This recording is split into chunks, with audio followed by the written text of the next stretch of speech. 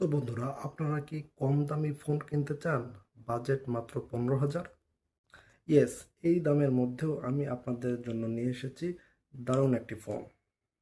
মানে কম বাজেটের মধ্যে দারুণ ফোন। আর সেটি হলো শাওমি ব্র্যান্ডের Redmi A7 Pro।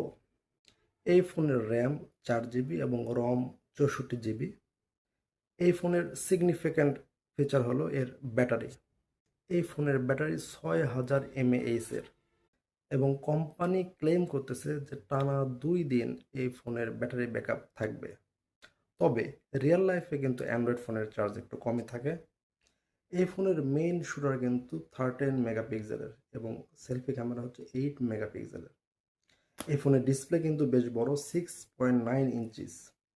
তবে এই ফোনের চিপসেট আমাকে হতাশ করেছে। এই ফোনে দেওয়া হয়েছে ইউনিসকের চিপসেট। তো যাদের বাজেট সমস্যা তারা এই ফোনটি কিনতে পারেন। Thank you.